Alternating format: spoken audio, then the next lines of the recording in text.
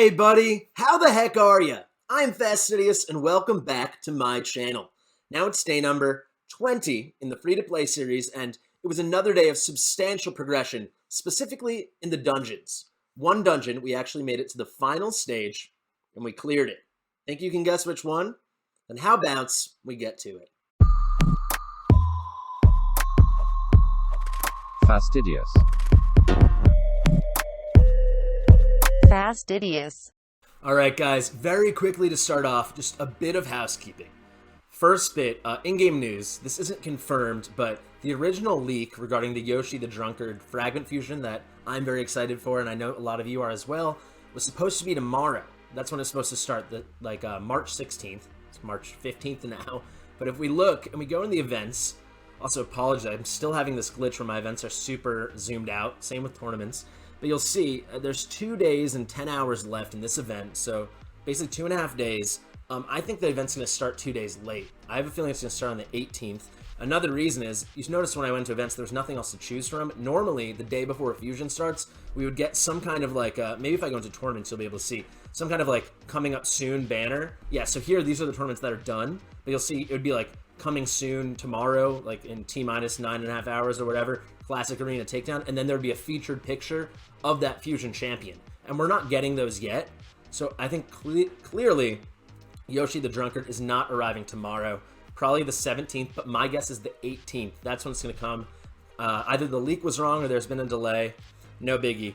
And then just a bit of a housekeeping regarding my content. I'm still going to release tomorrow, as I promised, the fusion guide, whatever you want to call it, breakdown, how to succeed the best possible, and why I think you should go for Yoshi. Of course, it's your decision. But yeah, guys, fragment fusions are so much easier than normal fusions. You don't have to deal with leveling up the food characters that fuse into the big star at the top, the big legendary. You don't have to get all those ascension potions, so on and so on. You don't have to track your progress with the ascension keeps. You don't have to be like, oh, spirit keeps coming now. Oh, I have to wait till Friday for magic keep. None of this. For perspective, this is going to sound hyperbolic. I promise you it's not. On the an alt account that I use as a referral for my main, on day 16, I finished the Iron Brago fusion. Totally free to play. So if you plan it out, you can do it. Fragment fusions are very doable. All right, enough of that. What other content? So yeah, I'm having my guide tomorrow, and then in either 2 or 3 days, I'm releasing my first ever character breakdown spotlight, which is going to be on Claude the Beast Feeder. Really cool champion, incredible all-around utility, literally everywhere, early and mid-game, and then lots of extra utility late game, but a little more niche. But this guy is a monster. If you pull him, incredible epic, amazing support, and he's HP based. All right, let's dive in. Just because we're here, let's start with Arena before we actually do battles at the end. Very zoomed out, but if we squint in and we look, Fastidious YT, we got 2nd place. So if you didn't believe me that we were succeeding in Arena for our level, this is very passively doing it, you know. We're just making sure we use up all our tokens. 2nd place, we get some Relentless gear. How about we go look at that together, guys? And then I'm going to talk about dungeons. Because today, for anyone, I don't know how many of you are, anyone who's checking in on that daily progression log, the Google Sheet, link in the description. I'm always updating it, and you'll see there was nothing filled in the dungeons from day 6 to day 17. And then the past 3 days, 18, 19, 20, boom, boom, boom. You're going to see what we did today. I think you're going to be surprised. I think you're going to be delighted, dare I say. All right, let's check out this new gear. Filter by new. Did a little dragon farming, as you see. We'll keep these. These are low tier faction wars gloves. All right, look at this. Let's see. Flat HP. I think this is a gotta sell. I'd rather 45,000 than throwing it on some faction wars character, maybe. Accuracy. We'll keep this. Accuracy.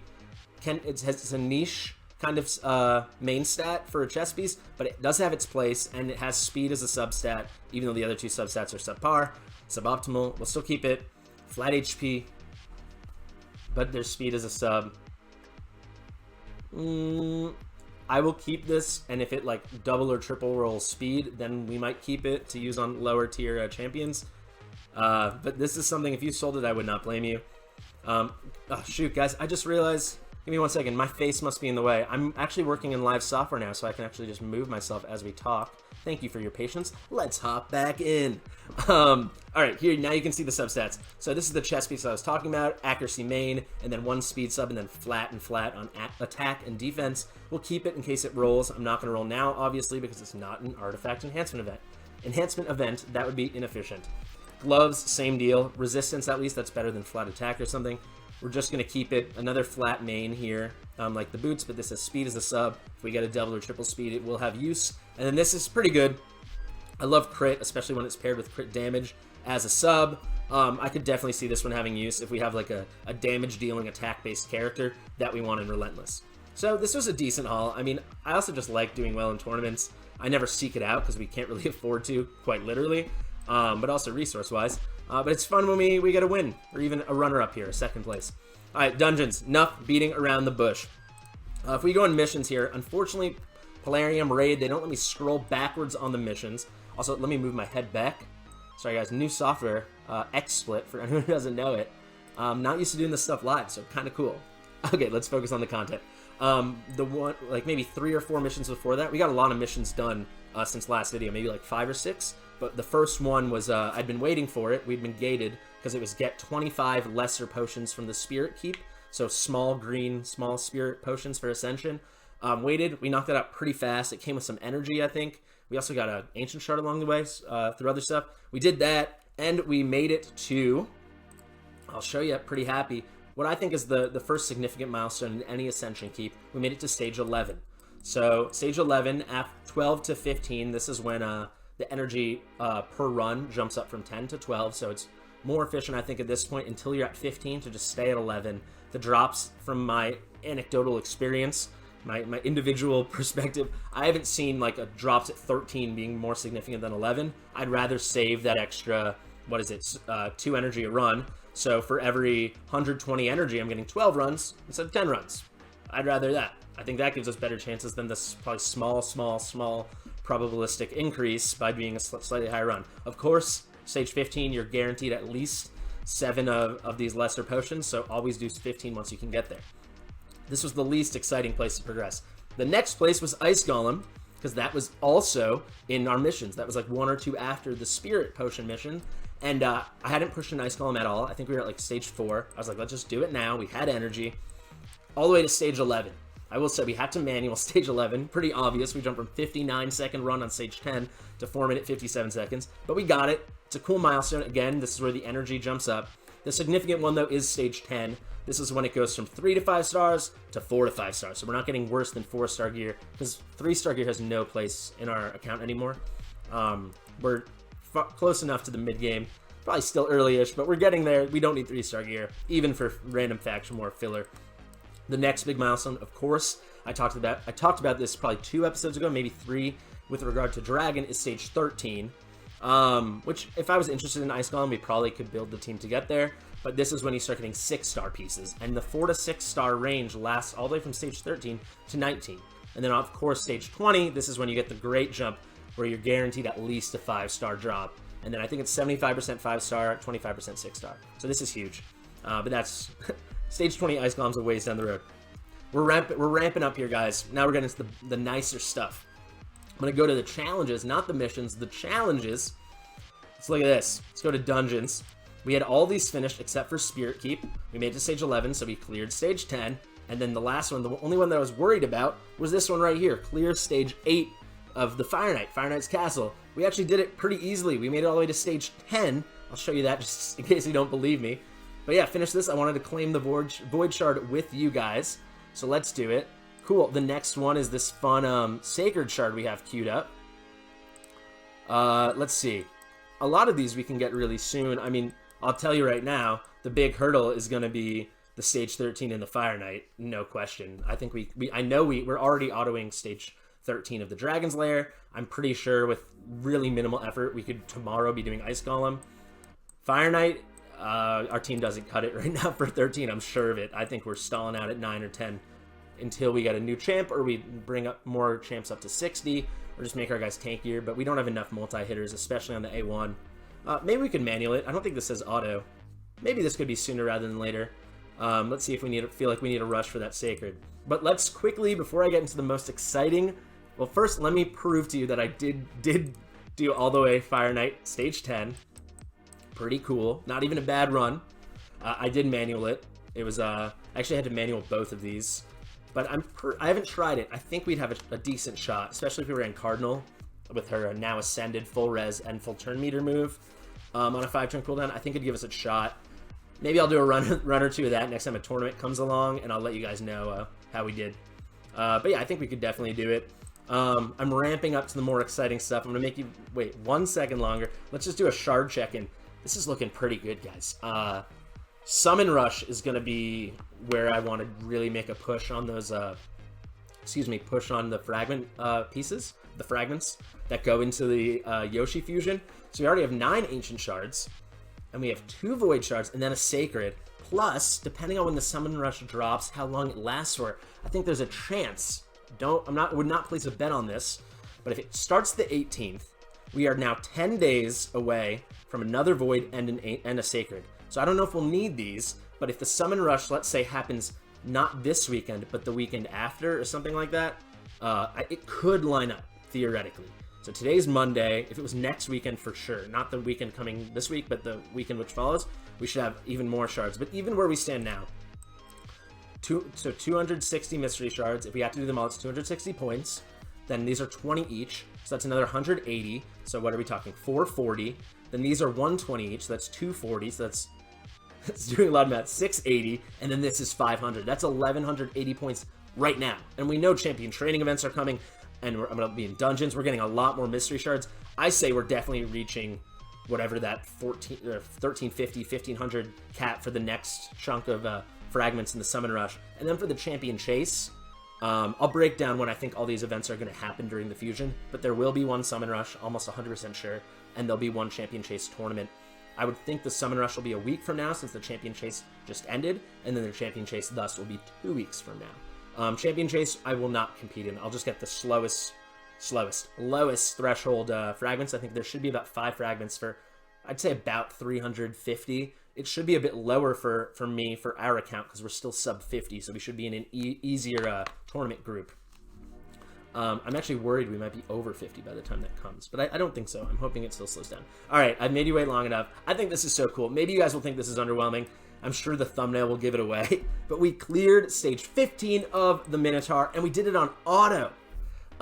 This is huge. I mean, and we did it with the team. Of course, I needed a full team. I can't, like, solo it or duo it, just Apothecary and Kale or something. But Kale is, I can't show from here, but he has full masteries. That was the first thing we bought after maxing out the gem mine. And then these 4, I want them fully mastered, for sure. So there's utility in all this. Plus, we were leveling up Apothecary. I tried to run with Frozen Banshee. That didn't work, but we could have been leveling her up. I'll be honest, though. This is not 100% yet. I'm 100% sure it will be 100% run on auto. Definitely I could 100% on manual. I'm sure it will be 100% on auto once it's really frustrating me.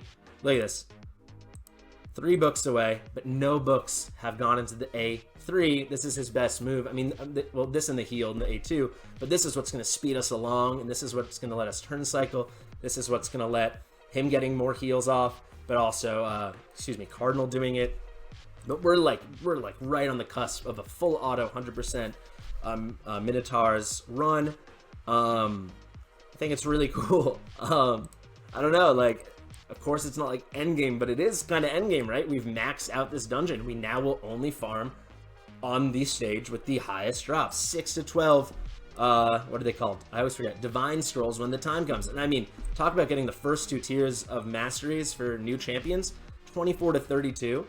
I mean, you need 5 for tier 1, and then I think it's 30 3 times for tier 2. So, like, literally in 3 runs, or 3 runs and then maybe 1 run on stage 1 or 3, to save energy, you've maxed out the first 2 tiers of masteries. And I'll show you, I spent very little energy in Minotaur.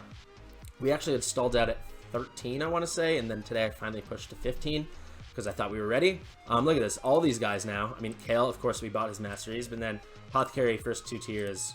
Look at this, and we've been farming up the green ones farming up the green ones as well. Banshee, we have not used her yet. She really actually could benefit. Maybe I'll do that right after this video. She could at least use tier 1 for a little crit and a little accuracy. But yeah, guys, I think it's really cool, the strides we made in the dungeons. I said at the beginning of the series, for anyone who's been binging or has been with me since the beginning, shout out to all you guys, the OGs. But I said, you know, this when I showed that daily progression log, and it was pretty barren. I think the word I used was barren. A lot of empty cells in that Excel spreadsheet. But I said these dungeons will eventually start getting filled in. But right now it's just going to be champions and campaign, and maybe a little clan boss, you know, maybe arena. But we're really just focusing on champion development. And of course we still are. But things lined up. We had to finish a couple missions, and I was like, let's push. It's pretty cool. Gonna dive into arena in 1 second. I just wanted to show off our champions, where they are right now. Kale's looking pretty good. I mean, gear is, of course, suboptimal. Lots of 4-star pieces. But he's going at a good speed. His attack is bad, but not terrible. We got these great gloves. Really cool. Even the 4th roll, lucky roll, the plus 16 roll, gave us some crit rate. So these are pretty awesome gloves. I mean, they're not the best gloves you'll ever see, but they're endgame viable for sure. 80% extra crit damage, and this is without a crit damage amulet. So you can see Kale is smacking. If we could get that attack over 3,000, he'd be awesome. Everyone else is looking okay. Apothecary's going fast, only 217 though. With better gear, once we do some dragon runs, he'll be over 240 for sure. I'm worried about Bellower. His gear stinks. All I've really done is focus accuracy, because that gives him a lot of dungeon utility. Eventually he's going to be in a stun set, and the fact that we can do some work in Fire Knight, once we get to Fire Knight 13, I will farm there, because stun gear on him will be game changing for the account. War Maiden, fine gear. I mean, again, focused on accuracy and speed, mostly just using her for arena, and of course she helps in dungeons. I love having Relentless on Cardinal.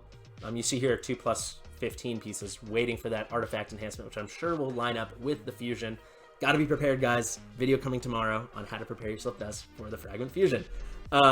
Really cool and Relentless. I love it. Really does proc. I'll show you for anyone who doesn't know. Relentless set. It's a 4-piecer. 18% chance to get an extra turn. That 18% chance happens a lot, especially when you have someone like Apothecary turn cycling all the time. You just see it all the time. That little extra turn image popping up, and it feels good, and it lets her cycle through these 2 amazing moves. Especially this one. I mean, this one's good. It's fine. I like that it's on a 3-turn cooldown. It's not a huge heal, though. I always say this. I wish it was based off of her HP instead of the target's HP. But this move is wild. With it ascended, that's where everything and on with the comes. That's where you gain that extra ability. That it comes with a full turn meter boosted to max. Like, she's so cool and Relentless. Last person worth showing you is, yeah, Banshee, all about accuracy, and still not even that good gear. I did put her in lifesteal. I'm thinking actually moving this lifesteal back to Bellower where I took it from, because she does not hit hard enough to get decent heals. So I don't think lifesteal's worth it on her, maybe, until we get, until we get her with War Master, and then against the clan boss, she'll get those huge heals from the War Master procs. Alright, I have rambled. I promised you arena. I'm not even going to talk. I'll give you a 1 sentence on clan boss. Ready? 1 sentence. Where are we? Oh, we didn't even... I'm going to give you 2 sentences. Sentence number 1. We didn't run hard to clan boss today because Force Affinity is hard. And then sentence number 2. Guys, Force Affinity is hard. I couldn't even 1 key on normal. Force Affinity is really, really tricky. I don't like it. Alright, arena. Hopefully we have some winnable battles. Ooh, wait, I want to show you guys this team. I actually saw this team earlier in the day, like this morning.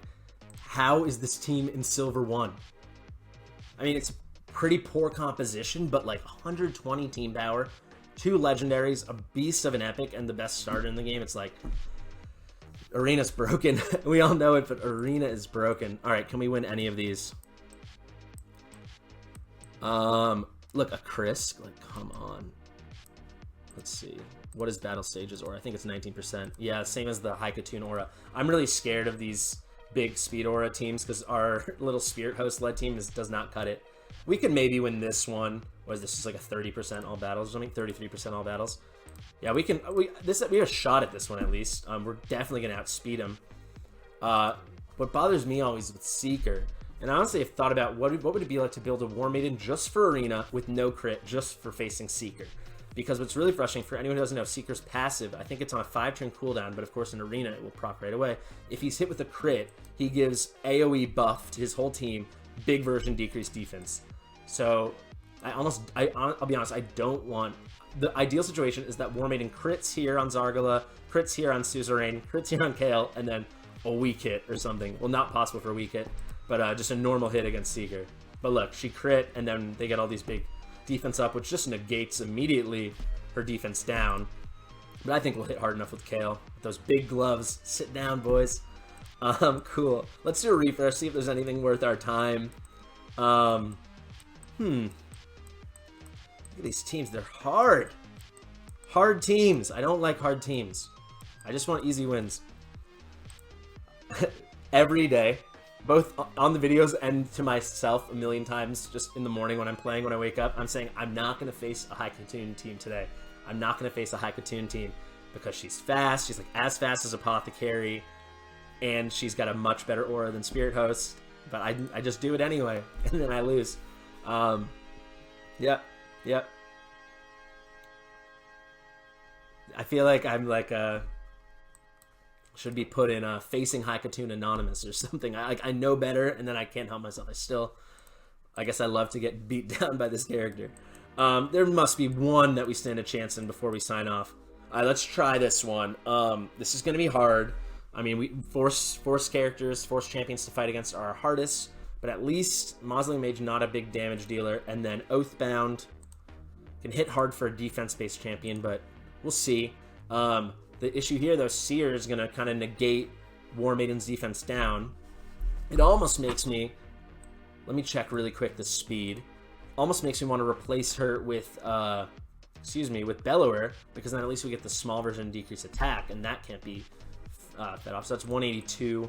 I think Bellower's much slower than that, so I don't think it will even be... Because he would need to be faster than Kale. Alright, we're just going to go for it. We have a chance, maybe. I think we'll definitely outspeed them. If we can sit down the Aethel, then I might feel pretty good. Let's see. Maybe War Maiden doesn't crit. That would be really nice. She does. Okay. I think we'll sit down Aethel. And then, I mean, weak hits on the Force guys, and I don't, it's going to be hard. See, that's so annoying. Look at Aethel. She had, like, a sliver left.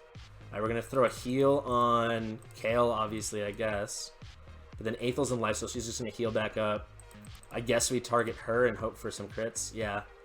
Another loss. I hate losing on stream, guys. 0 for 3 yesterday, 1 for 3 today. Do we stand a chance anywhere else? I mean, here we should... Let me just check Hexweaver's kit. I know she has this Faction Crypts thing, so that's not going to help them. She has a small version increased speed. Okay, so that's what they're using her for. If Apothecary is faster than Gorgorab, we should be able to do it. I don't think their Gorgorab at level 50 will be tanky enough to take a nuke from Kale. Let's try this. If we lose here, of course, we're signing off. If we win here, we're signing off. Hope you guys are liking these new kind of videos. I mean, I mentioned it when I said I was able to move my face around live. I'm actually doing live edits now. I think we're going to end on a sweep here. Cool. Great way to end. So it's a kind of much more, like, I think a more natural flow to it. Saves me a lot of editing and post, a lot of like manual fixing and alignment of audio to picture to game capture. But let me know what you think. I think it's going pretty well. I hope you're enjoying the progress. Thank you guys so much for coming back and watching this stuff all the time. If you like it, tell your friends. Tell anyone who plays the game. I think this is a cool series, you know? I think we're making big strides, and you're seeing free-to-play from a perspective of, like, not a experienced content creator. Like, let's just do a shout out, like Free Brew. That's probably what I think is Cold Brew for anyone who doesn't follow him. Cold Brew Gaming. I'll put his link in the description. I don't know why I'm giving him the press, but he's amazing. I love his channel. He's had amazing raid content forever since I started playing in November 2019. I was watching his videos, and he has this Free Brew account, which is way ahead of this one. He's on like day 70 something, 74 maybe, and it's super great. But he's of course coming from like a totally different perspective, you know. He has this already like years of creating content and knowing what's possible, where I think this is a little fresher. I've only been free to play since November, and obviously this is a much newer account, and I really want your guys' feedback. So let me know how you're liking it. And of course, if you enjoy my content, if you like videos like this, like and subscribe. You know, it's free to play, it's free to click. I had a lot of fun in this video. Hope you guys did too. I'll see you tomorrow.